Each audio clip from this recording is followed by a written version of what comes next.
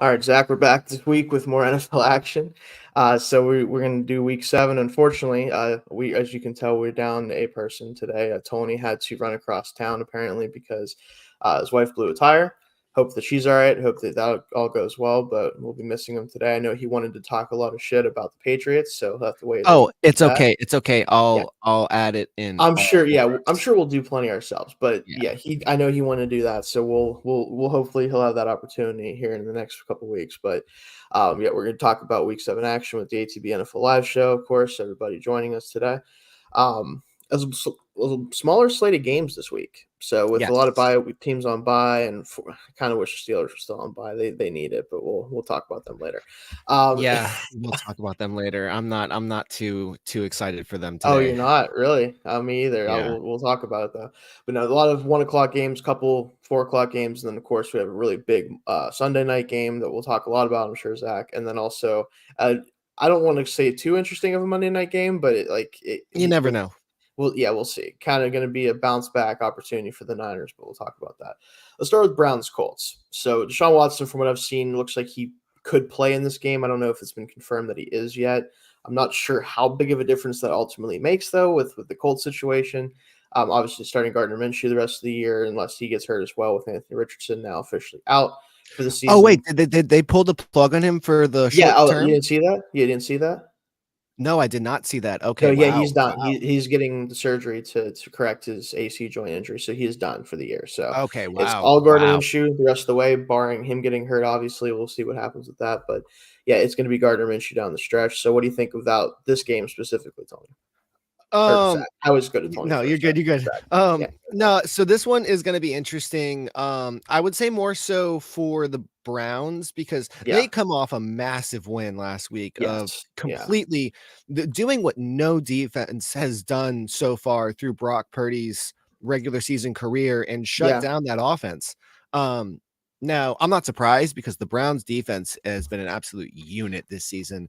Yeah. Um, I think they're first in everything. If I'm Pretty not much. I mistaken, mean, yeah, pretty much. almost most major categories, Yeah, especially like the advanced metrics, are they're killing other teams in yeah. that category. That's why even if Deshaun Watson isn't a go, I'm not concerned because PJ Walker didn't play too bad last week for it He did being his his job, yeah, for I his would say. first weekend, and especially against a defense like San Francisco.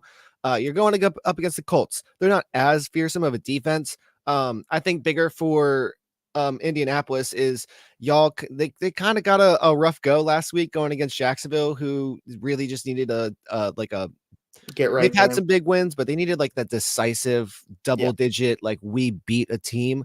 And they just went to town on the Colts, and it's not going to get any yeah. easier for them this week with the Browns. So I don't want to say that Gardner Minshew has a worse week because 3 interceptions was pretty bad last week, It was but about as bad of as a quarterback performance we'll probably see all year from Gardner yeah. last year, like that last week. That's probably the case. So yeah, But yeah, I definitely think the Browns take care of business. I'm gonna say low scoring.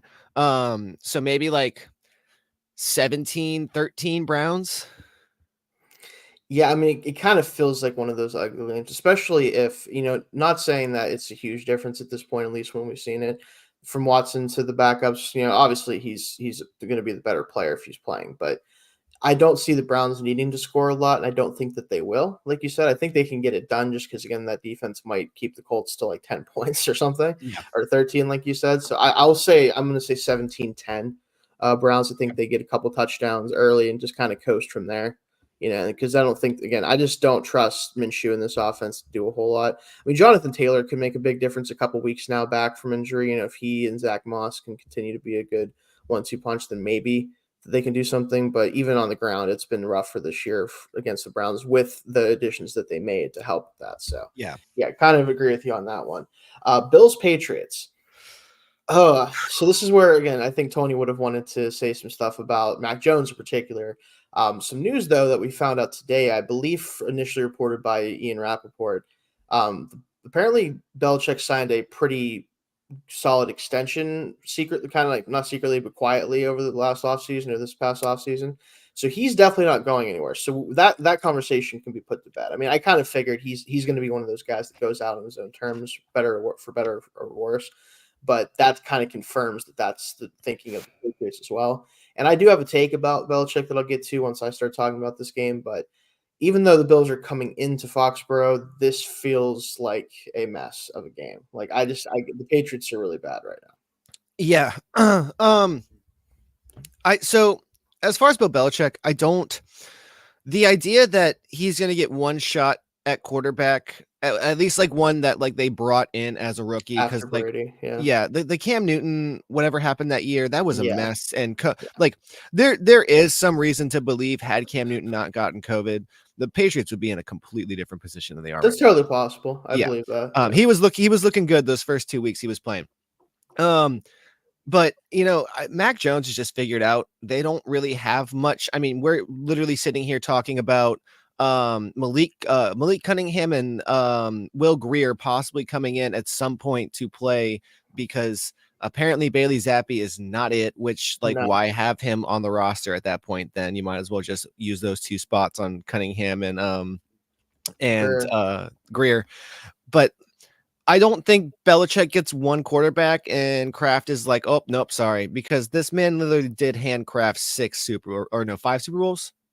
It was 6 with them. 6. Okay, yeah, 6 Super Bowls. But as far as the game tonight, Allen, the Buffalo had a weird game last week. And I don't want to pin that up to issues with Buffalo, or it was just Brian Daboll being like, hey, I'm not going to be embarrassed by my old team. I think Wink Martindale did everything in his power to keep that game within reach, and he played out all his cards, and it worked for the most part. So I would definitely say that the Patriots have a better defense than the Giants. However, I can't tell you their offense is better, because at least there's some pieces on the Giants that I'm like, okay, I like that. I like Saquon Barkley. Some of their wide receivers are coming along very nicely.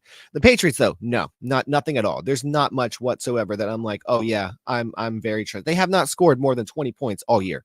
So as long as Josh Allen and the offense can iron out some wrinkles, Patriots are going to be looking down the barrel at their worst start since, I believe, 1999, something like that. Somewhere around there, I think, because they play the Dolphins again next week. Yeah, I mean, that was maybe their best like defensive performance probably, and when you factor in the level of competition at least. Yeah. So I mean, maybe they can do something. I will say part of the problem too for the Patriots is like they can't score, which is obviously the biggest problem.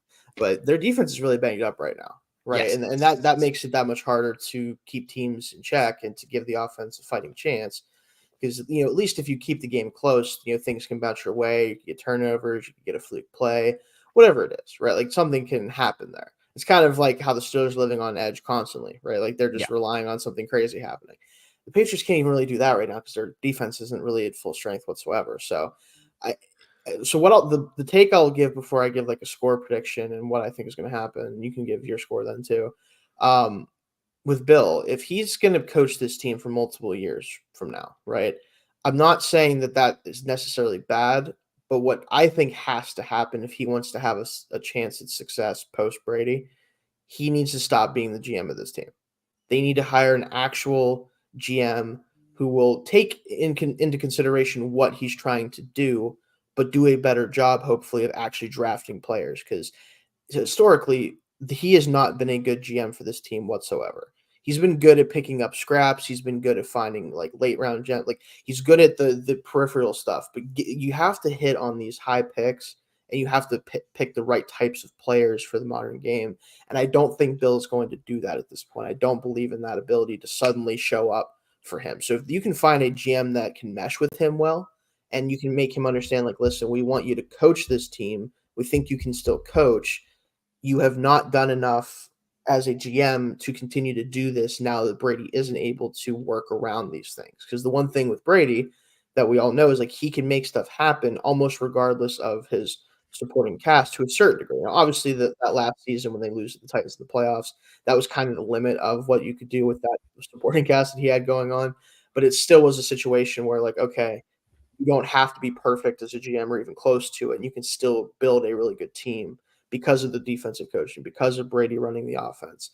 He doesn't have that anymore, right? And can't build an offense around Mac Jones. Because again, with Mac, and I'm sure this is kind of what Tony was going to talk about, and we'll have the opportunity for him to talk about that at some point. He's too limited of a player to make anything happen with what's happening right now. Because at least with Brady, he didn't have the physical traits, but he had the mentality. He had a better arm than Mac by far, even though Brady's arm was kind of that people try to say he didn't have arm strength. That's not true. Just be honest about it. But he had traits that allowed him to go above and beyond what this offense is normally capable of. Jones is pressing and he's throwing picks that are insane and doing crazy stuff because he just wants something to work. He's just desperately searching for something. You can't win in the NFL with his traits by doing that. And I think it's wild because we watched Alabama go 3 straight years with 3 quarterbacks who are very topical right now in the NFL, Jalen Hurts, Tua, and Mac Jones. And for the most part, they all had somewhat of similar pieces for their offensive weapons as they all went through their time. And we're now realizing that no, Jalen Hurts and Tua, yes, they had the pieces, but they were very special.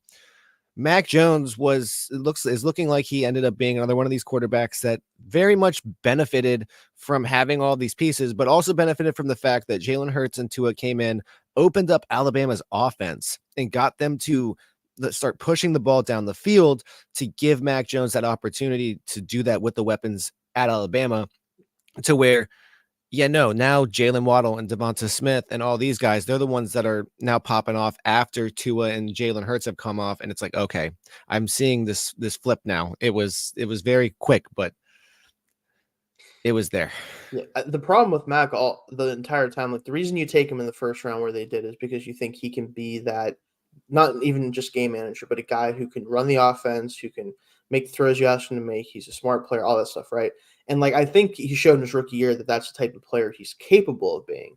Yeah. But when you don't put anything around him, again, you can't ask a guy who doesn't have the physical traits to overcome this type of stuff to go out there and make things happen. He's trying to do that, but when he does, he throws pick sixes, he throws picks across throws across his body and throws into coverage for no reason.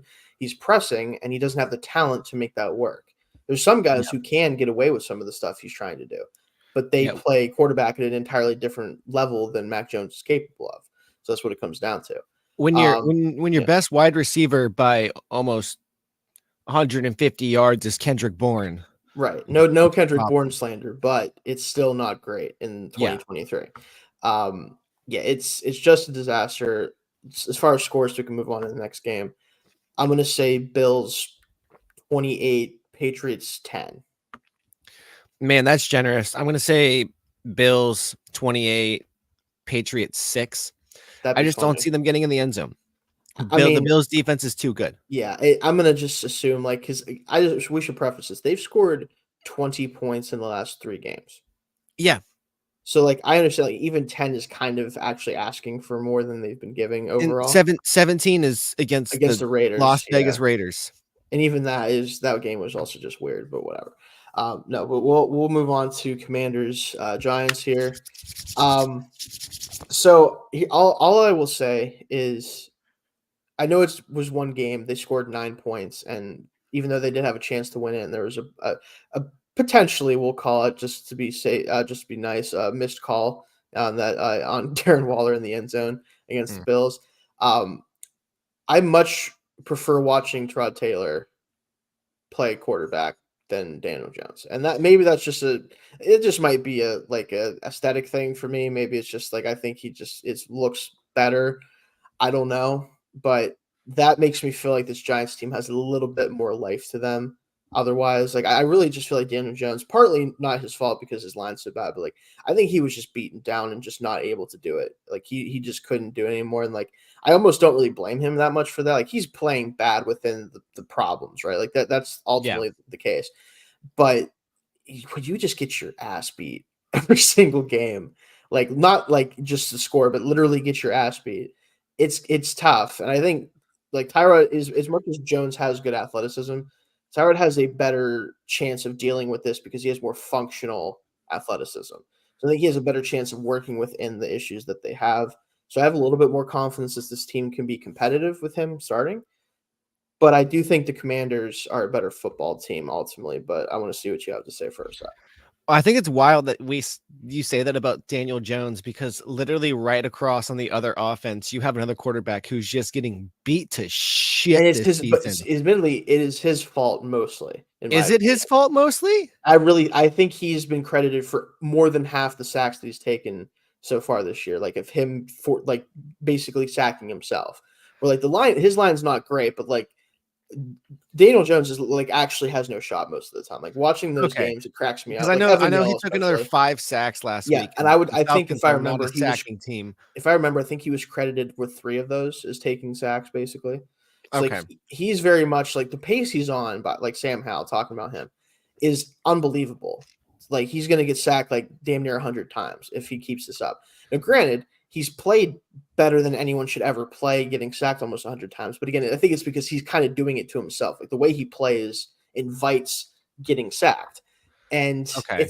it's kind of, I mean, they're 3-3. It's not like they're terrible, so I can't really say that he's like killing them or anything. No, But it is fascinating to see a guy basically beating it's himself wild. up and it kind of being okay, like for the most part. But yeah, go ahead. Through 6 games, he's been sacked 34 times, so he's averaging 6 sacks a game, pretty much. Just about, yeah. Just about. Which again, that you put that over a full season, that's about And 98 still sacks, has I a think it is, quarterback or rating of 102. 90.1. Yeah, again, he's playing relatively well this year Yeah. overall, especially for a So fifth round rookie last year. So that's like, where I was gonna go to, because look, after the what was it? Was the which game was it? The Bills game. After that game, yeah, Sam Howell has played 3 fairly good games. The game against yes, Philadelphia was fantastic. yeah. He did not play that bad against the Bears. They No, just could that was not get just a anything dumpster going. fire game. Like Yeah. they just couldn't guard He anybody. was he was he Yeah, was the leading rusher with 19 yards. So yeah. like So tough scenes. and then last week, I would say if you are you are a Commanders fan, last week is everything you want for every week of the entire season. Yeah, The defense played fantastic, forced finally. turnovers. Sam Howell kept the ball out of the defense's hands, did not kept things clean despite taking 5 sacks. Mhm. And the offense was effective and moved up and down the field, and they beat a good Atlanta team who was playing them very well. Thanks, Desmond Ritter, by the way. If Dallas can't figure things out, I think Washington has a chance to sneak up in there and try to take over second place in the NFC East. I don't think they can take over Philadelphia. I think that's too much. But I also think Philadelphia may be in for a little surprise tonight. We'll talk about that. But yeah, no. I think Washington can win this game. They just need to play smart football. That's the one thing that dooms the Commanders every single time, is they will be playing fantastic football and then proceed to load an entire clip into their gun and shoot themselves in the foot repeatedly, like until the other team has the lead. So as long as they play clean football, I say the Commanders get a very, very easy win. Come in, take over, and I'll put it. I mean, they can score 30 points, but I'll say 27-14. Okay. So I will say the problem I have with the Commanders right now is that I feel like this is one of those teams, and there's a lot of teams that are in this category, it feels like this year, but they are a team who can lose to anybody and beat almost anybody, minus like the very top teams, right? Like we've seen what happened when they played the Bills and stuff like that. But like this team is very much incapable, I think, of playing consistent football. Like the defense one week will finally look like the defense they probably should be, and then the next week they'll get 40 dropped on them by the Bears. Or the offense, sometimes you live and die by the Sam Howell escapability / not escapability when he does get sacked. Like they're kind of living on this edge constantly on both sides of the ball that it makes it hard for me to pick them consistently. But this is a Giants team that they don't have a lot happening right now, and like I do think Taylor gives them a better chance to play offensive football consistently. But I do agree. I have them as favorites here. I'm going to say 24-17, though. I think the Giants offense can get a little bit going against this team that is very inconsistent on defense. Unless they come out and have one of those weeks, I think that Taylor should at least have a chance to move the football with hopefully Barkley being a little bit healthier this week too, Yeah. coming off his injury. But Lions-Ravens, huge game. This game means a lot, not just for the Lions to continue their ascent, but also for the Ravens to prove that they are one of the better teams in the NFL when they want to be. For me, like this game, I'm really curious to see, can the Ravens put together a complete football game, because I don't really feel like I've seen it from this team. I know what I think they're capable of in a full complete game. I mean, Lamar has balled out despite his numbers not really saying so. As someone who watched the Steelers game that they lost, how I that's one of the most improbable wins we'll see all year, because Yeah. the Steelers were giving up so much in the air, and if his receivers just caught the football a couple times, that game would have never been close. Like, it very easily could have been 20-0 at halftime of that game. And for me, like, if you can get a game where everybody's just on the same page, they're all dialed in, as good as this Lions team is, with the Ravens being at home, like they are favored and they should be, but it's just, can they get away with some of this, like stop getting away with some of the stuff that they've been doing? Can the Lions continue what they've been doing, which is playing really sound defense and Jared Goff operating an offense that's one of the most efficient in the league?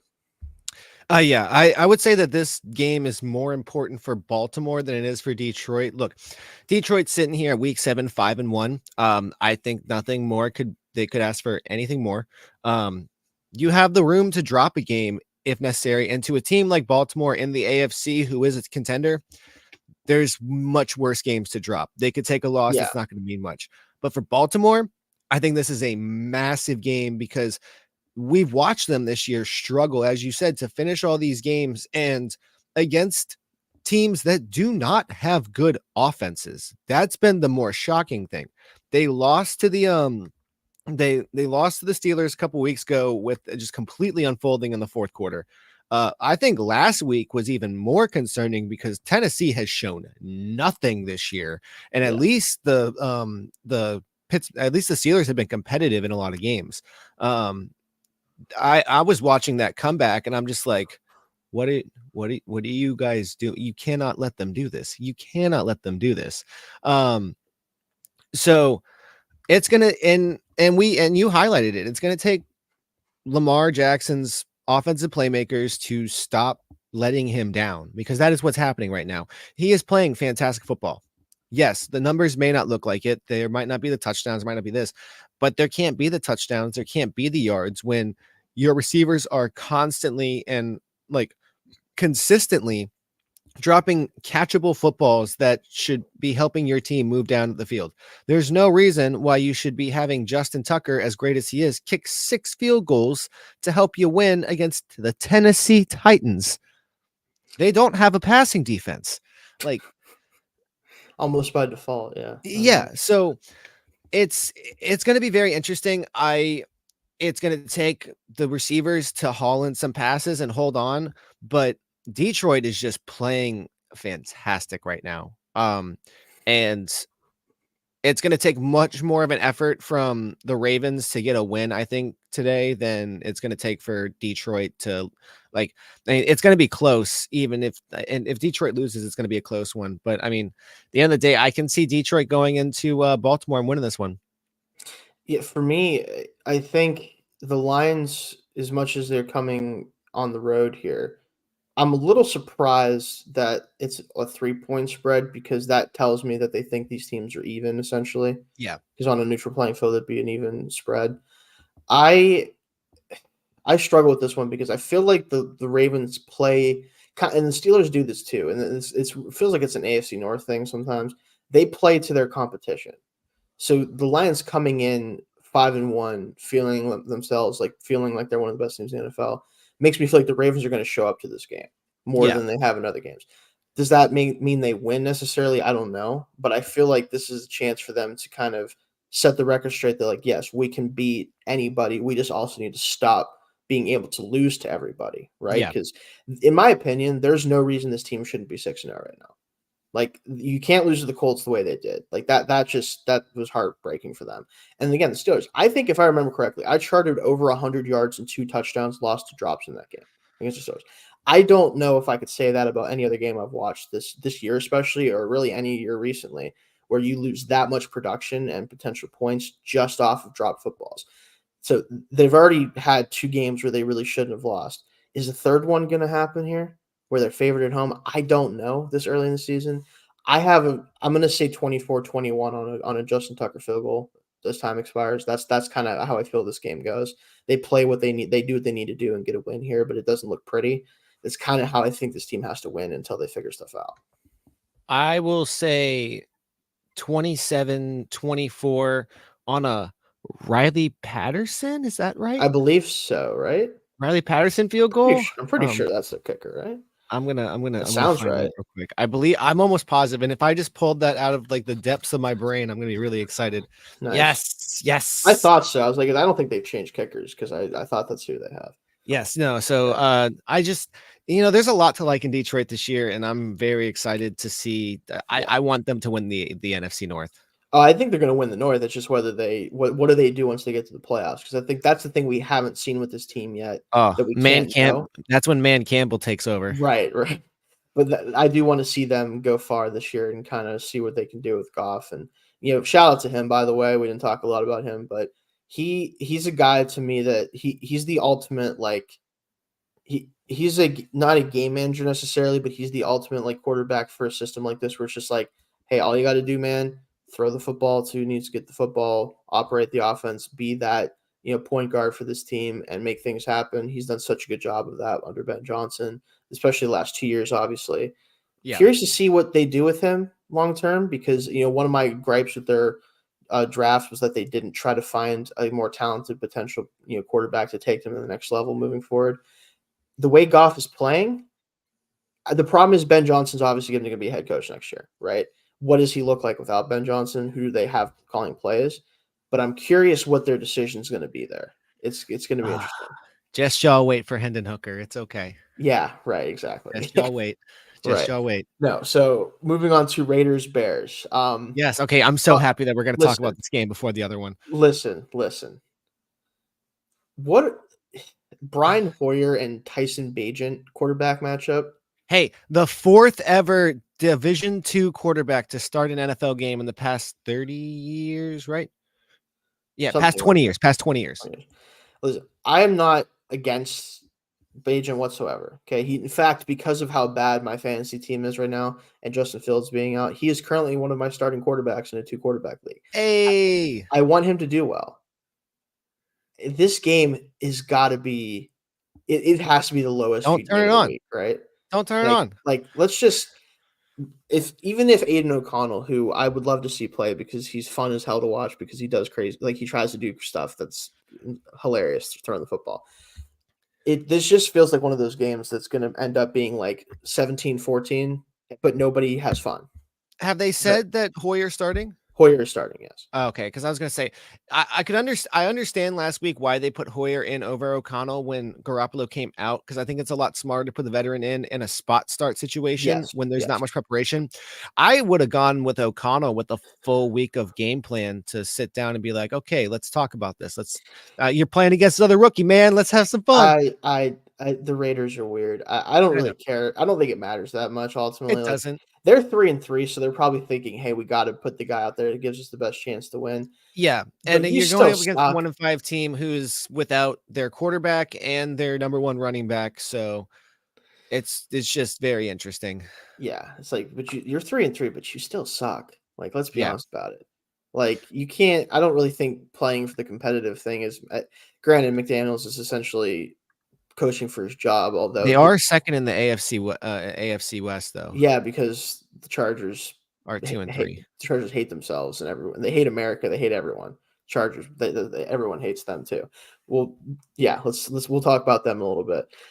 Falcons. Let's move on to Falcons. Buck, did you want to give a score prediction for Bears? I don't really want to talk too much about that game. 13-10, one of them. Right. I'll say 14-10. Bears with 2 rushing touchdowns for Tyson Bagent, just so I can get fantasy points. Hey. Falcons and Buccaneers. So the Buccaneers definitely laid an egg against the Lions. Baker Mayfield turned into the Baker Mayfield that we've seen in the past. Do I think that's going to continue to happen? Probably not. I think that this is the best opportunity he's had really in a long time to kind of sustain success. But they're at home. The Falcons are coming off of a really bad loss to the Commanders, where Desmond Ridder turned back into a pumpkin late in the game and just started throwing picks to people for some reason. And this is ultimately, and I've talked about Ridder a lot because I just don't trust him, and I definitely still don't. He's a guy he's going to have games like he had 2 weeks ago, where he does look like a true NFL starting quarterback because he has enough traits to look like one when he's on. However, going back to Cincinnati, this guy was a 4-year starter at Cincinnati. Everybody kind of like, you have to remember that. He never, to me, at any point during that time, showed consistent ball placement, accuracy, decision making. Never really showed that consistently. In the NFL, it's hard to get that much better at that when you're going up against NFL defenses, especially when you really didn't show it much in college. And that's what's going to plague him. Is I just don't think that on a week-to-week basis you can expect to get the same guy every week. And I think for a player that's a third-round pick that isn't viewed as like a true potential like franchise quarterback, an elite starter, you at least want consistency week to week. He's not giving them that. I don't think he's ever going to. So against a team like the Buccaneers, who the defense is still really strong, they have a lot of playmakers. They're on the road. I don't think that they're going to be able to beat a team like this unless, again, Mayfield turns into a pumpkin again. Yeah, no, and I think part of the Mayfield turning into a pumpkin is you went up against the 1A to or 1B to San Francisco's 1A for NFC contenders right now. I think you make the argument. Yeah. Detroit's pretty much as solid as an outing as they come right now in the NFC. So I'm not as concerned about Tampa. I'm more concerned about Atlanta. And I think the good thing for Baker is, so they're 3-2. Yeah. And this season, Buccaneers quarterbacks have been sacked just 5 times, and they've only turned the ball over 4 times. Yeah. Half of those have come in their losses. So the Baker's been sacked 3 times in their 2 losses, and he's thrown 2 interceptions in their 2 losses. Yeah. I don't think they have anything to worry about today because the Falcons have sacked the QB just 10 times this season. And 5 of them were last week against Sam Howell, who basically is a sack factory. Yes. And then they've only forced 4 turnovers, which is the second fewest in the league. As long as Tampa can play clean football, which I definitely think they can, they have a great offensive line to keep Baker Mayfield clean. Baker doesn't make any dumb decisions, which he's not going to be forced to play hero ball this week. His throws. Last week he didn't hit his throws. Like there was a lot of opportunities, missed them. If he makes his throws this week, it should be a win that they can definitely get. But no matter what happens in this game, winner takes sole possession of first place in the division with the Saints loss. So it's a big game. And specifically for Tampa, who's already had their bye, if you can pull off not only having that win advantage, but also having one less loss than everybody else, that's going to be huge for them down the stretch as they just get everybody's buys filtering in. So I think Tampa Bay gets the deal done, especially at home. This is a good team. It's a good team. It's going to be interesting to see what happens with the NFC South on the stretch. Yeah, the NFC South is shaping up to be more interesting, I would say, than I expected, but also like where I don't know if it's better, right? Like the Saints are underperforming. The Panthers are they though? I mean, for a team that went again all in on trying to have a competitive playoff season, I would say they're underperforming through this point of the year. That now, granted, it depends on how you view them. If you viewed them kind of how I viewed them, which is like they probably would win the division, but not because they're good, then this was totally possible where they're not really technically the leader in this division right now, obviously, right? I guess I view the all in on Derek Carr kind of got undone by the defense just getting everything poached from it. And I think the bigger surprise for them now is that their defense is just as good losing all of that talent. And that's really what's anchoring them. I mean, the offense is a microcosm better, but it's still just like, oh my God, I have zero desire to watch this right now. Let me ask you a question because I think this is a fair one to ask because I've seen it talked about. Do you think that this offense would be significantly or even much worse at all if they would just have paid Andy Dalton like $5 million? I have absolutely seen this. And I don't think so. I really don't. I don't know how much of a difference it would be. If Derek Carr is going to play the way he's playing, the style of offense he's playing, how much worse are you with Andy Dalton and having not $160 million contracts for Derek Carr? It just feels like I know it's not a long-term solution, but I don't really think Derek is either realistically. So I guess my issue with the Saints, I love the guy, but somebody needs to send Taysom Hill away from New Orleans because he completely ruins all of their play calling, because at some point somebody in that building during the game is like, oh man, we haven't gotten the ball to Taysom Hill in 7 plays. He has to go on the field right now. And it just ruins the flow of everything, because I saw people talking about Alvin Kamara a lot recently and how he's not as explosive. And I'm like, hold on. There's a difference between he's not explosive anymore and the defense has to only plan for him because he's the only one that, if they give him the ball, can actually do something meaningful. So target on Alvin Kamara, please. Because you're not expecting Derek Carr to do anything. He doesn't do anything. The passing offense, even with a healthy Michael Thomas, who's played fine this year. He's done great he's been fine in his return. And Chris Olave and Rashid Shaheed, who is doing everything he can to make himself a name, they're still like so disappointing. And I just don't know what they do from here, because it's clear that they have zero desire of tearing anything down and doing anything close to a purposeful losing season to make things right. So I don't know.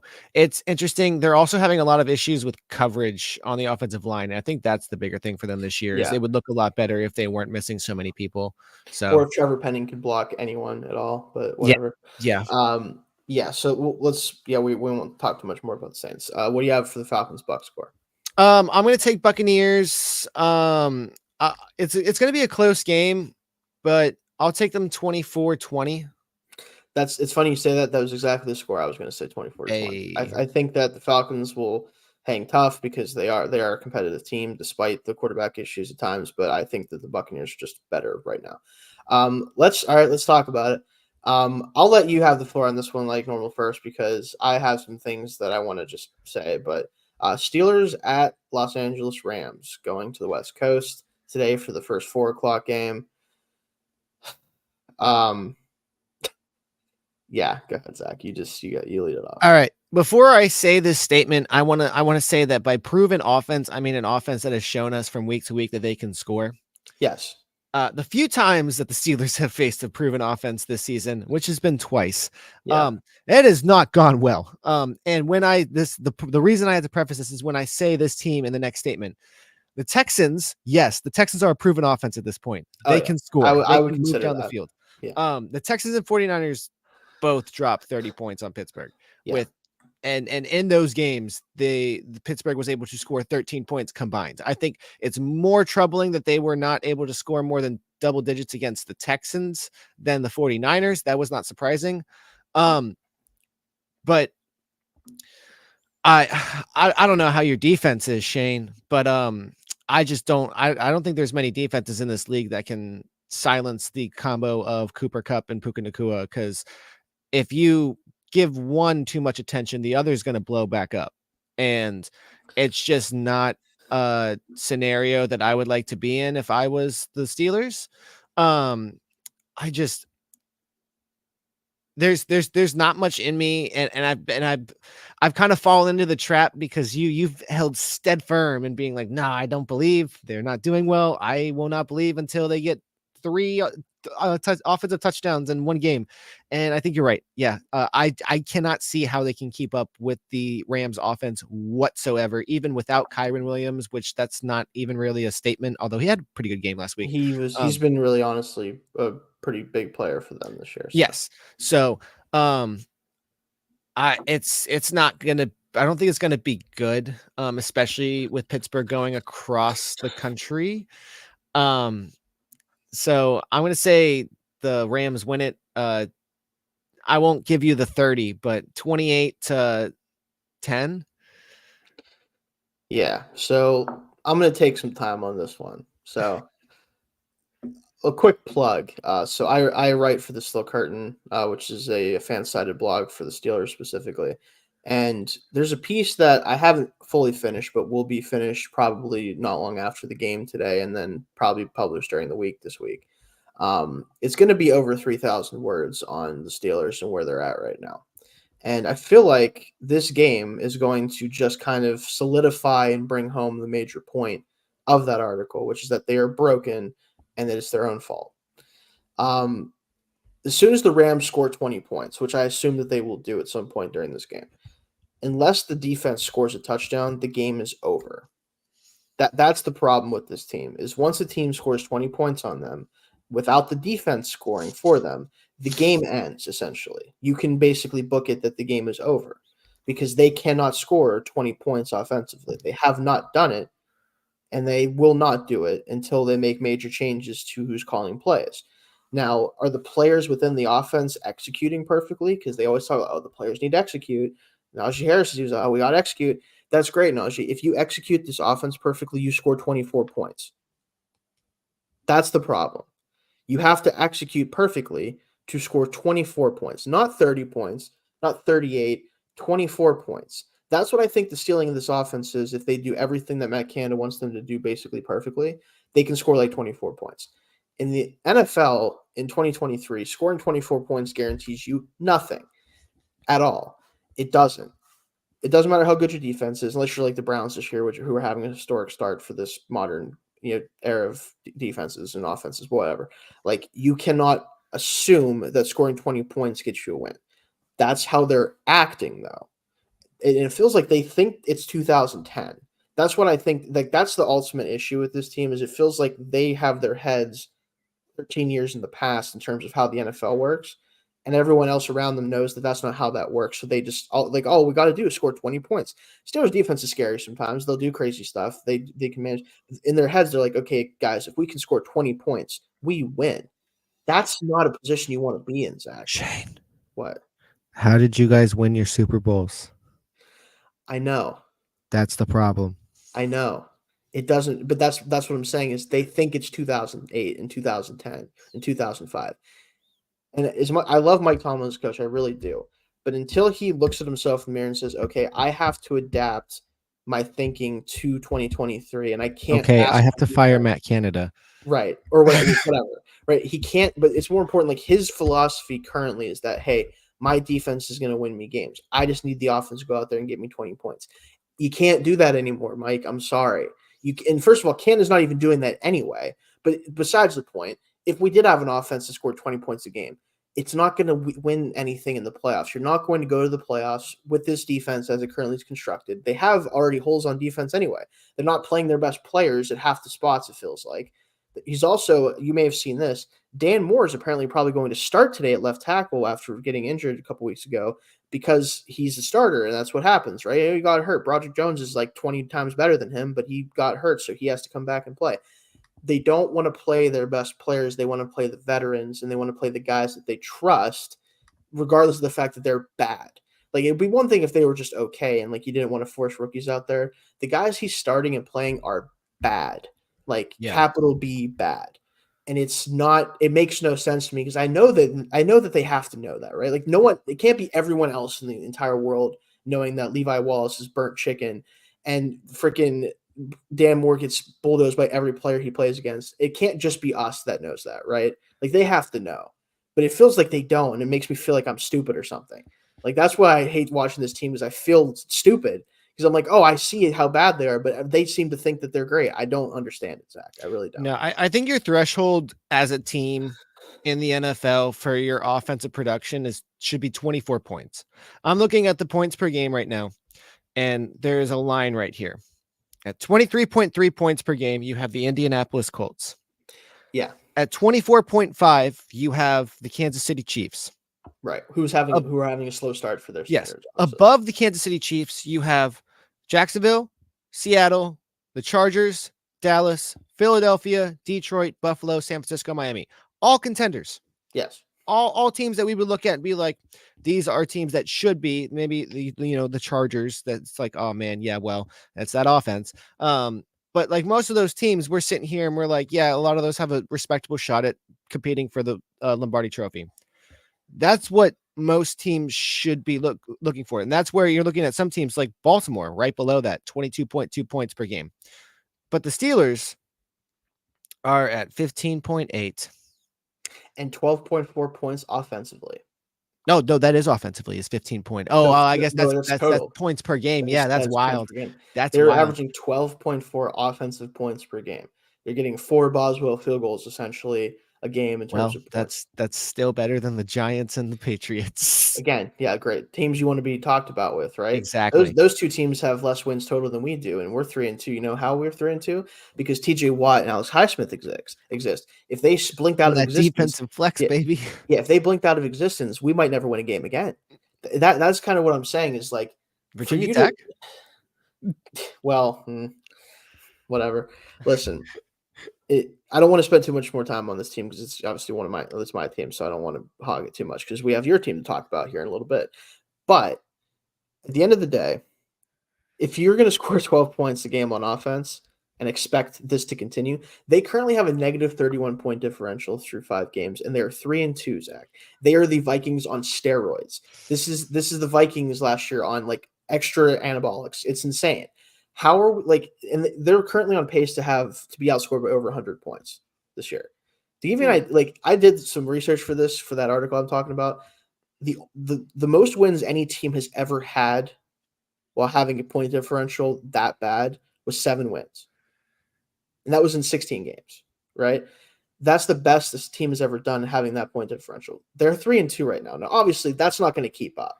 They can't continue that pace. Are you telling me Mike Tomlin's going to have his first losing season? The sad part is I don't think he will because this is what he does. He comes up with bullshit. He does stupid, like the defense will pull off some bullshit. Kenny Pickett will get the ball in the fourth quarter when he's the only time they ever let him be good is in the fourth quarter. They'll get a field goal and they'll win. Like not this week, I don't think. And they'll go 8-8-1 or something. Yeah, it'll be 9-8 again, or something like they'll somehow be like 8-7-2. I don't. Something will happen, right? Where he has at least as many wins as he has losses. That will happen, and they'll be like, "Oh, we're still good, guys." And I'm like, "No, we suck. Do you not see we're bad? Like whatever. I'm not. Yeah. 20, by the way, 27 to 13 Rams. That's my score. And also, if you didn't see, go Gentle Cooper, please. That's why it's my headline because he could kill us if he wants. He could end our lives. Like you line him up on Levi Wallace one time, Levi Wallace might be in the stands after the play. Oh yeah, no, That I might have kill a him. I have a parlay ready for that game. Oh, It's you do. I wonder what. Oh, what is it, Zach? You want to tell me? Yeah, here we go. You ready? Cooper Kupp and Puka Nacua, 5 receptions each, and put Cooper at 70 yards and Nacua at 50 yards. They might have that in the first quarter. Zach. That's the goal. Yeah, That's you the might goal. you might be able to sit pretty for the rest of the day. That's the goal. All right. Moving on. Cardinals at Seahawks. Cardinals have remained competitive for the most part throughout this season. They did have kind of not a blowout-ish loss to the Rams. It was really kind of just like an ugly game for the most part across the board last week. Seahawks lose heartbreaking fashion to the Bengals last week. They're sitting at 3-2 right now, but I still think they are really a solid team. I think you're getting a little bit more variance from Geno this year than you did last year, but I expect that to kind of even out as they get more accustomed to the changes offensively and like hopefully I can't think of his name right now. Oh, and Jigba, the rookie receiver, hopefully they can get him going a little bit more as the season goes on as well. But what do you have for this game? Yeah, no, I look, like you said, last week was a heartbreaking loss, but I don't think it takes away from anything of the fact that Seattle is still pretty much the same team as they were last year. They're a good, solid team that's going to give people problems. There's just some things that they need to pull together. There's just too much of a gap between talent in these two rosters that even with Arizona trying as hard as they can, I don't see it happening. Just because of the offensive and defensive matchup here. I really think that Kenneth Walker could have a big day. The passing game gets back on track. Since 2022, Smith has 22 touchdowns in the red zone, and Arizona has allowed 32 passing touchdowns in the red zone since the start of last season. So I think that it's also in Seattle, which is a bigger push for the Seahawks. So I think they come out today, take care of business, get back on track.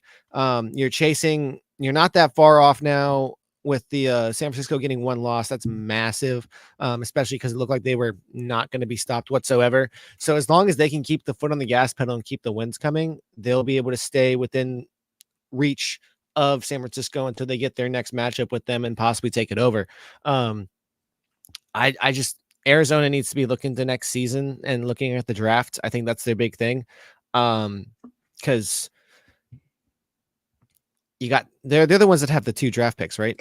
Yep. Right now they would have a top 5 pick and the Texans pick, which is in the teens right now, I believe. Okay, so which is it's starting to look like a better idea for the Texans now, even though I they still mean, took. I think let me put it this way: the Browns and Texans are more likely to finish about the same than they are very far apart, which is not what you would have expected going into the Yeah, year. So yeah. So, good for them. but yeah, Seattle wins this. I'll say, I don't think they get into the 30 points because again, Arizona's still trying. It's not like Yes, they've they just are. like they've given up. But I'll say 27 to 17. Okay. I'm gonna say before I talk about them a little bit, I'll say 28 to 14. I think. I think the Cardinals have reached a point where like the offense is very creative, but I think as much as I love Josh Dobbs, I think he kind of hit his like ceiling of being able to surprise teams a little bit.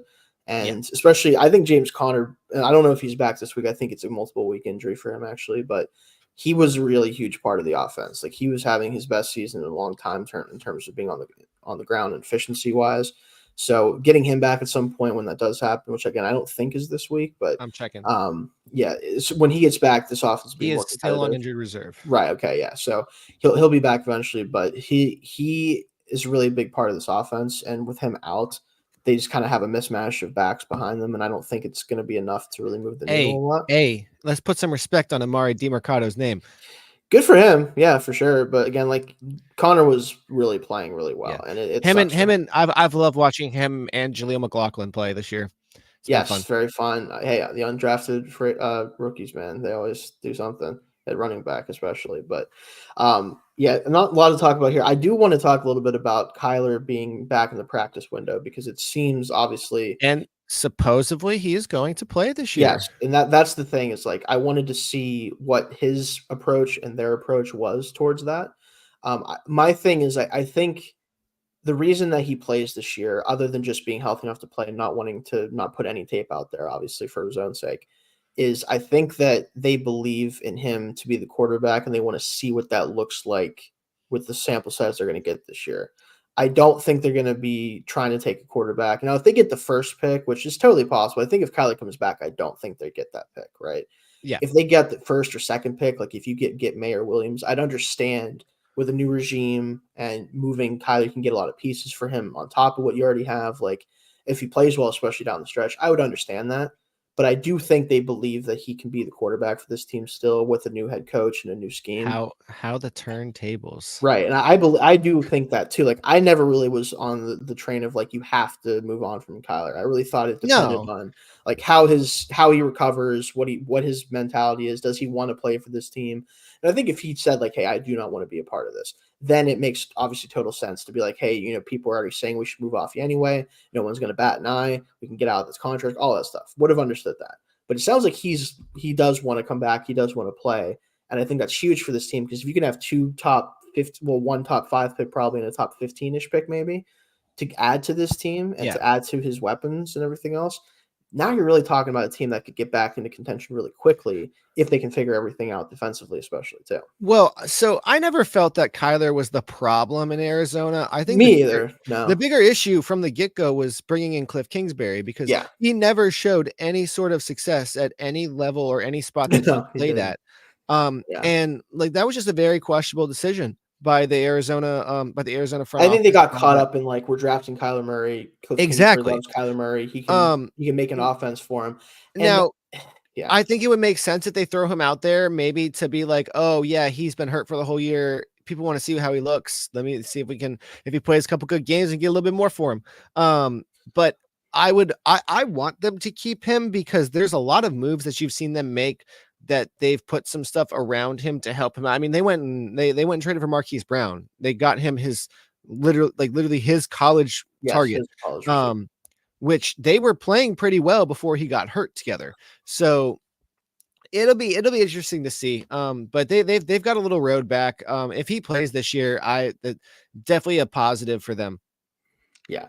And I think that the hope is he plays well, but they don't win too many games down the stretch where they get outside the top 5 or anything like that. You can get a top 5 player and kind of go from there.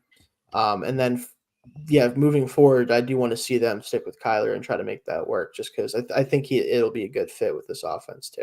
Because we've Yeah. seen Dobbs have some pretty big plays on the ground this year, and like you just put Kyler in that spot instead.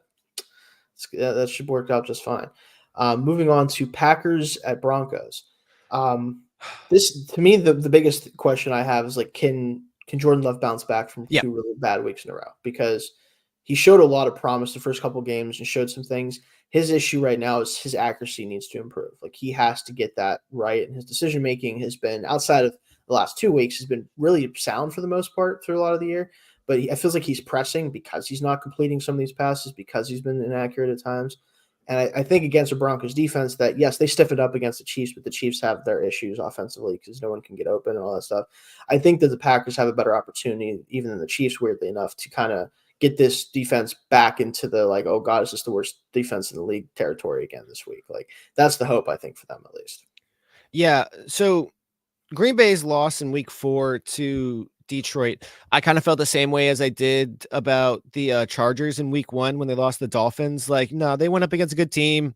It's the first time that they're going to play the Lions this year. I'm not as concerned. But then they lost to Las Vegas, and I was like, oh, that's not good.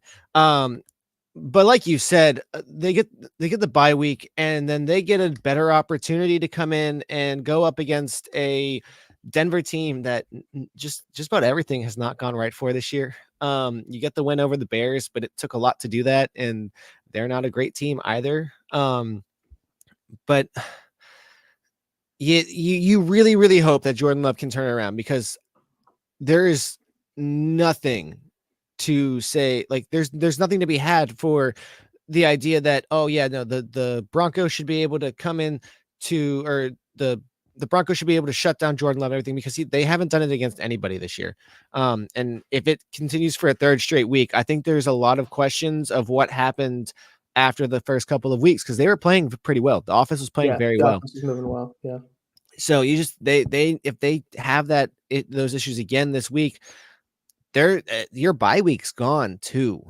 So you're coming out of the bye week. You really, really, really hope that it was just first season. They had a couple weeks, like just kind of like Sam Howell had a couple weeks, didn't put things together, and then he just bounces back. So if he bounces back, as I think they will, I think Green Bay wins this game handedly. I would say probably like 27 to 14. There's just not much from Denver that I've watched this season where I'm like, yeah, awesome, let's go.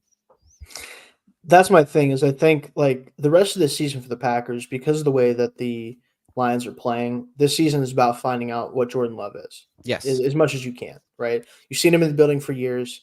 This is his first opportunity to start a full season. If he doesn't show you enough this year, I know they had the weird like 1-year extension that's sort of good for both sides last year, or this going into the year instead of a 5th-year option. It was weird, but like it's a contract that they can essentially just either say no to or just get rid of or whatever. This is his opportunity to show that he can be the franchise quarterback for this team moving forward. And I do hope he does it. I did like him a lot coming into the draft. I think he's shown some of the flashes, but the accuracy needs to get better. I'm hoping the bye week they figured some stuff out, gotten to the same page. And I do expect them to win. I will say, I'm going to say 24-21. I think the Broncos are going to have more offensive success this week than they've had the past couple weeks, because the Packers, Joe Barry, the coordinator for them, he just loves being like he just loves to underperform, dude. He loves it. It's like he freaking wants to underperform. Like his they give up a ton of yards on the ground at times. Like I think this team can run on them and keep the game close for that reason, honestly, more so than anything else. I don't know how much the passing game is going to work for the Broncos, just because it hasn't really worked for a couple of weeks now. But I think they're at least going to be able to make this close, and especially being at home, you hope they play with some pride here. But moving to the Chargers Chiefs. So I struggle with this one a little bit because I'm waiting for the Chiefs to show themselves essentially, right? Like I want them to show up and be like, we're still Kansas City. We still have Patrick Mahomes. We still have Travis Kelce. We can score 30 points on anybody. And they just haven't done it yet this year. And it hasn't mattered. I mean, they're 5-1. The defense has been phenomenal. Like they might not need to score 30 points. Now, they might be a team that can score 20, 25 points a game and actually be a top team because of just how good their defense is. But I want to see it happen. And against a Chargers team that is coached by Brandon Staley, and for some reason that makes their defense somehow worse than I think it should be. This might be the week they do it, but at the same time, the Chargers score points, man. They just do. Like Herbert did have an uncharacteristically bad game against Dallas on Monday, and I'm expecting him to bounce back a little bit in terms of his accuracy and everything like that, decision making. I just don't know against this Chiefs defense if that translates to more success overall. Yeah, that's been, I think so. Like they had a bad game, but that hasn't been the problem for Los Angeles this year because their offense has been fine. Really it's their good defense. Their defense is horrific. And I think that's the big thing that you look at this year with these two teams is this is not a typical matchup that we've been seeing for the past few years in the regular season from Kansas City, because typically to start the season, the units are flipped. The offense has been firing on all cylinders, going up and down the field, scoring points left and right. And the defense has been letting things slip by them and almost letting it go and letting games get out of hand. Whereas this year, we're watching Kansas City completely shut down everybody. It does not matter who's coming out, what the teams are doing. You're not scoring against the Chiefs. But their offense, like you said, they can't get anybody open. Although Pacheco was doing fantastic in the running game. The running game has been really solid for them. And that's been fantastic for them. And I think that's why they're not as concerned right now, because something else that has been a very, very, very weak link the past couple of years. No, they're fine. They're good. Pacheco is taking it over. So it's going to be interesting to see what happens today, because you get Austin Eckler back last week and he doesn't really have all that much of an impact.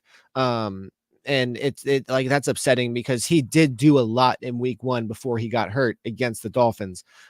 So you really hope that you can find a way to get him more involved in the offense again this year or this week. But I just don't, the Chiefs are on one. They are, as much as I love Miami's team and what they're doing right now, which we will talk about them next. The Chiefs' offensive concerns aren't an issue for me because of how well their defense is playing. Because I know that when it comes down to it, Patrick Mahomes is going to find a way to get his team down the field and get points when they need it. But they don't need it right now. They're fine. And that's the thing is I trust the Chiefs to figure it out eventually. It's just, is it going to be this week? Could this be a week the Chargers could put it together and steal one? I don't think so, because again, you're going to the Chiefs. If they were at home, if the Chargers were at home, I might be more willing to pick the upset here. But I think that they're going to keep it close just because the Chiefs have not been able to put up a ton of points, and I think that Herbert can at least move the ball on this team because he's just that good. But at the end of the day, I mean, I'm going to say Chiefs 24, Chargers 20, probably. Like, it just feels like a game that's just like, it's kind of close throughout because Chargers are able to move the ball a little bit, but the Chiefs make the plays when they need to, and the Chargers, as they tend not to, don't. Yeah. I'll say, I would say 24, 21. Yeah. I also want to say, like you said about Pacheco, like, is there a more fun player to just watch run with the football right now? Like, just watching him, like, I mean, I'm talking about looking, like, actually watching him physically run, like, not what happens during the run, but like watching him run his like running style. Is there a more fun player to watch run the football right now? I don't know. I think the Dolphins rushing attack has something to say. That's what I'm saying. I'm talking about like the way that they actually run, not with the results of the runs, but watching him run. Like, it's hilarious. It's hard because I love watching the way that you give the ball to half of the offense for Miami and they just seamlessly glide away from the entire field. And it's just like, there's this whole pack that's right here and they're just slowly gaining like extra space. It's unreal at times because you're like, oh no, every time you watch Tua throw a pass up to Tyreek and you're like, oh, he's down there open, where's the guy? And you're watching the guy 5 yards behind him. And it's like, they know this is what's going to happen every time. It's watching that offense is unreal, but it's going to be tough tonight. Yeah. We're going to talk about that here next, but I just want to say, like, Pacheco runs like he hates the ground beneath him. It's so it's like Jay Ajayi.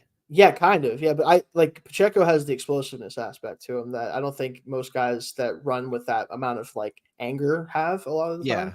Like, but it legitimately feels like he has a vendetta against the earth beneath him. It's so funny watching him run. It cracks me up. Anyway, the big one, Dolphins. The Clash of Titans. Yeah, Dolphins Eagles. Now, the Eagles are coming off a really rough game. Jalen Hurts kind of imploded in the fourth quarter a little bit. He's had his moments this year where you're like, man, it just doesn't look quite the same. Like he still has some big throws, some big games, especially AJ Brown, obviously. But it's not the same Eagles offense as last year. Now their defense has still been phenomenal for the most part. They are getting a little bit healthier for this game as well, with a lot of guys coming back and being ready to go. But this to me, like I think this is going to set the tone for really both conferences a little bit, because if the Dolphins can come into Philadelphia and still do a lot of the stuff they've done so well this year and score points and get guys open and do the stuff they do against a team like the Eagles, despite the fact that they're not quite playing up to the potential they had last year, it means a lot for not only the Dolphins and the AFC, but I think it means a lot for the NFC about like, is there a true outside of the Niners whenever their quarterback isn't getting destroyed by defenses finally? Is there a complete team in the NFC that can compete with the top teams in the AFC? Like, that's where I think that what this game could ultimately show a lot too. Yeah. This is a very interesting game. This is a very interesting game. Because there's really only one factor that separates these two teams and their production at the moment. Two factors, I guess, but one of the factors is that the timing of the Miami's offense right now is just so unreal that they're going to get passing yards no matter what. So I'm not necessarily counting that. That's a little different. The biggest factor separating these two teams is the defenses. Yes. And I think that could give Philadelphia a boost tonight. Because they have a solid defense. They are currently averaging, so on offense, Philadelphia is averaging 150 yards per game. There's only one team that's averaging more rushing yards per game than them. That is the Miami Dolphins at 187 something, I want to say. Yeah. The issue though is that Miami is allowing 114.5 rushing yards per game currently, while Philadelphia is something like in the 80s, I think, currently. They've been very good. They've been fantastic. So my big concern here is I definitely can see Philadelphia throwing the timing, being able to stuff the run. And then we've seen when teams are able to stuff the run, it forces Tua to do more, and that throws off his timing and the timing of the offense entirely. And that's how you stop the Dolphins. Now, the one thing that Philadelphia has struggled with a bit this season is their passing defense. You cannot let these receivers run free and wild, because it won't matter if the rushing attack is not getting anything done. Tua is still going to find the holes. There is no better anticipatory thrower in the NFL right now than Tua. Watching some of these times where he just lets the ball go and the receiver hasn't even hit the break yet, and then they get there and it's hitting their hands. The man knows what is supposed to happen, when it's supposed to happen, where it's supposed to happen. If you can knock that off, you can beat Miami. If you can't, I don't care what is happening with Vic Fangio and the Dolphins players with not being able to adapt to a system fully or still working on it. If Miami is able to score points at will, you are going to have a long night. And for an offense that is still having some issues, you can run the ball, but you're going to have to be able to pass, because if a team can score in 15 seconds, you're going to need to be able to score just as quickly, because it's going to get difficult. Yeah, so what I'll say with Miami, and the thing that's really interesting with the way that they've built this team is obviously it's all about the speed, right? It's having guys who can get into space very quickly and then accelerate away from people once they catch the football. Now, with the way that Tua plays, so the thing I love about how he plays, like you said, is the anticipation, right? Because he has basically made his limitations as a thrower non-existent most of the time, because he just throws the ball so early into where it's supposed to be, that as long as the receiver and him are on the same page, the defense can't do a whole lot about it a lot of the time, right? So he's been able to circumvent some of his own limitations as a thrower. The problem is, like you said, if the timing's off, or if he guesses wrong, if he thinks the receiver's going to adjust to coverage, or if he thinks that a coverage player is going to be one place, he's going to throw the ball no matter what, and sometimes it might look real bad. And that's the thing with him that you have to live with, though. And I think you're willing to live with it because of how good the success is most of the time. But against a team like the Eagles, if they are able to make that happen, if they're able to get in passing lanes, if they're able to anticipate where the receivers might end up and try to attack that part of the field early, you could see some turnovers, you could see some bad plays. And again, you'll live with those if the other plays work. And I think it might not necessarily be the end all be all of the game, but that is what the Eagles have to do is they have to find a way to shut down this anticipatory throws that Tua consistently makes by just being in the right spots at the right time, anticipating on them like themselves, being like, oh, okay, this is where Tua might try to attack the defense based on the pre-snap look. Let's try to rotate somebody in that spot at the last second. Let's try to like mix things up. Just make it so his decision making isn't so easy. Like it's not as easy for him to make those quick decision throws, right? That's the key to that for them. Well, I think that was one of the more demoralizing things for Carolina last week in that loss is that you as a team, and let me get to it real quick because you're gonna be like that. One sec. As a team, they led the turnover margin. They had I mean, for the most part, especially in the first half, they had more time of possession. It was like they were still losing. Like it just because didn't. if you let up some of the big plays, it doesn't matter.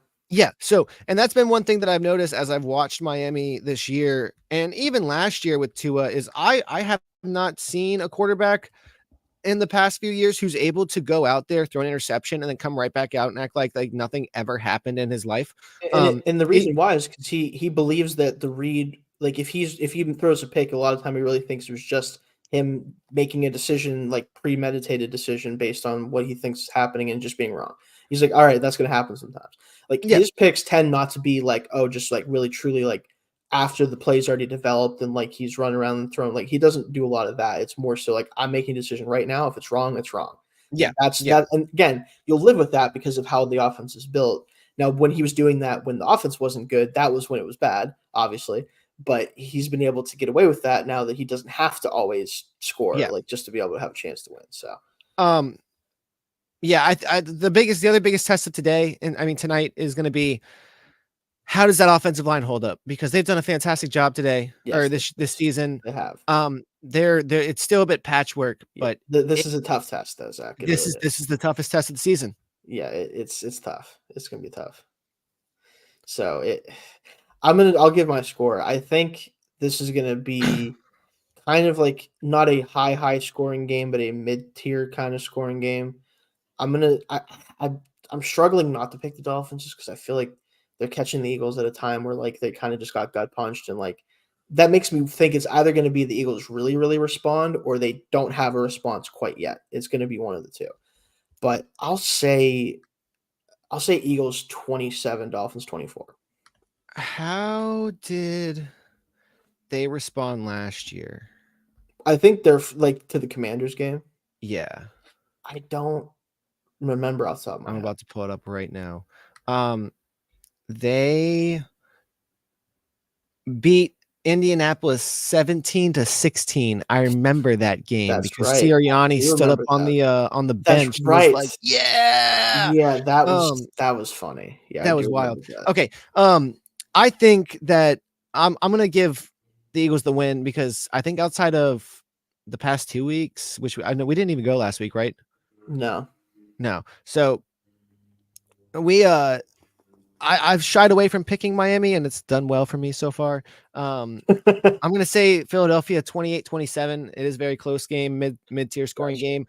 I just, I'm continuing this whole juju thing of, I'm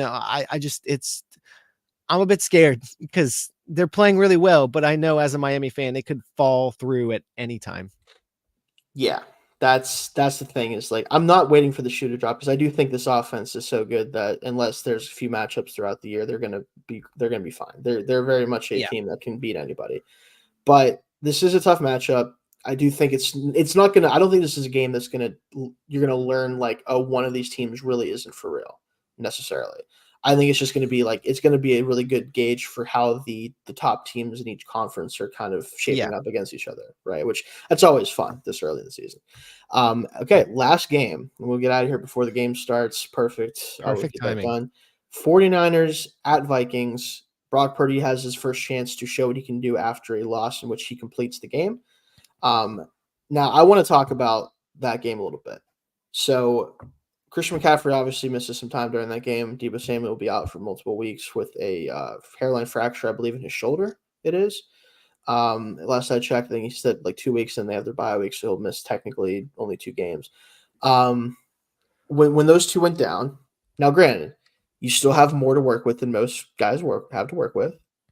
We saw that Purdy, of course, is a guy who is a 7th-round quarterback who, while having all the traits that Kyle Shanahan wants, is not going to all of a sudden elevate the system beyond what it's meant to ultimately produce. It's against the Browns. They have the best defense in the NFL, bar none, this year. I understand that.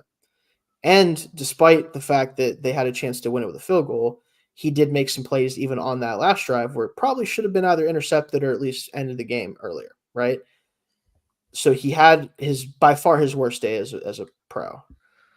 However, I don't think the Vikings are the team that's going to continue that streak. No. And the Vikings defense has played much better than I think we've given it credit for, considering the lack of talent on that unit overall. And Flores has done a really good job of just being like, you know what, we're going to do exactly what we did do last year. All aggressive. Let's freaking go. Let's just try to make stuff happen. Daniel Hunter's had a unbelievable season. He's a huge trade candidate possibly because of how bad this team is. We'll see, kind of how things play out with that. But he's tied with TJ Watt for the sack lead. He has a ton of defensive stops in the run game. Like, he's having a phenomenal season. I think they can give the Niners more of a game than I think people think they can, being at home especially. But not having Jefferson in this game is a real downer because I don't think the offense is going to be able to produce enough to really truly give themselves a chance to upset the Niners, though. That's my thing. Yeah. Last week, it's funny because I think we did talk about last week. I think we did go last week. I think it was the week before that we didn't go. Oh man, I don't listen. Because Tony, I have 5 shows this week to do. Because I was trying to remember because Tony and I went on because he was like he picked the Browns.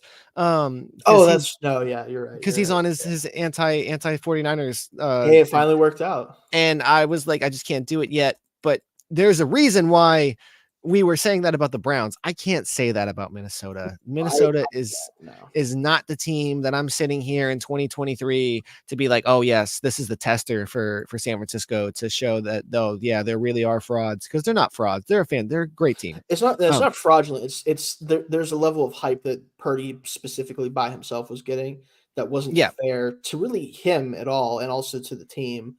Where like their offense is at the hype level they were hyping Purdy up to, but he isn't by himself. Like it's a classic case of blame the quarterback for everything and also praise the quarterback for everything. Yeah, like, you can't. I mean, even with one bad game, he's got a 111.9 passer rating on the season. Yeah, and the bigger thing here is the Vikings are allowing a 103.3 passer rating this season. Yes.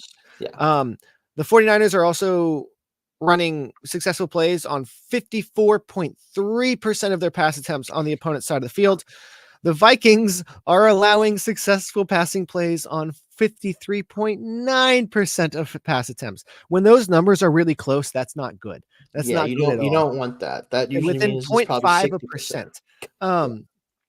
The bigger thing for me is when looking at this matchup, I'm more excited for San Francisco to just get right back onto it. It's going to be a good matchup for George Kittle on, today's technically tight end day, so the day after tight end day.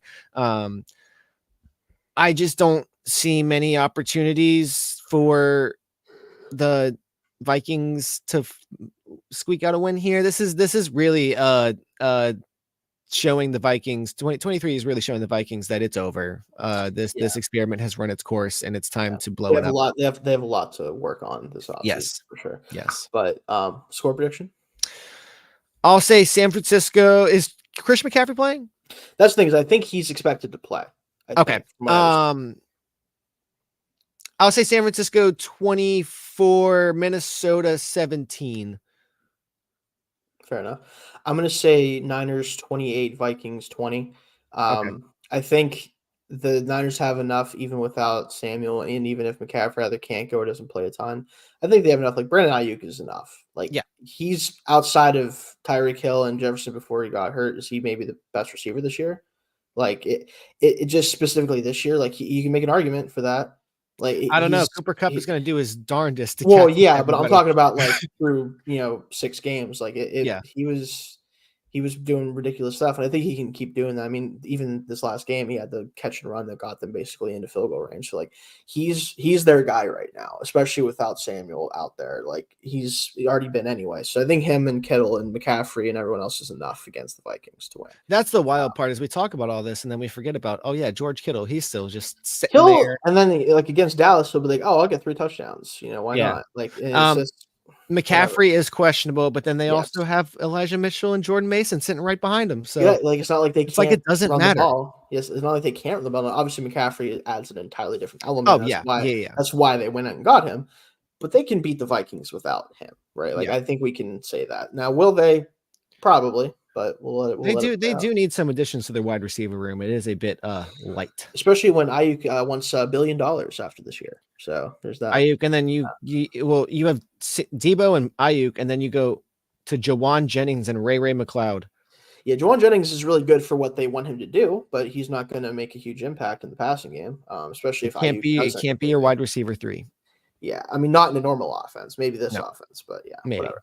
But all right, I will. Like I said, that'll be it for us this week. We'll be back next week with some more talk for next week. But have a good day watching NFL football. Get the Red Zone channel on. Got to do it. That's the best way to do it, unless your team is playing, specifically. But best of luck to everybody on their bets. I had a Yes. fantastic day yesterday, Oh, and really? hoping it College? goes into.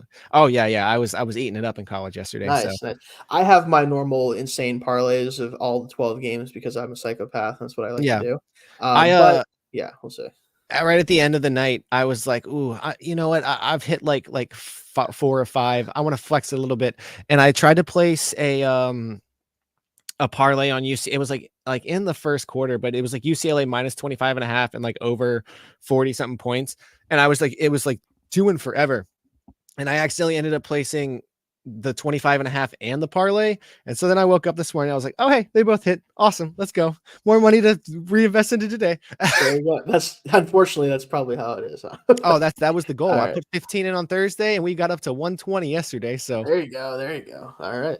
But all right, that'll do it for us this week. We'll see you guys next week. And again, enjoy football today.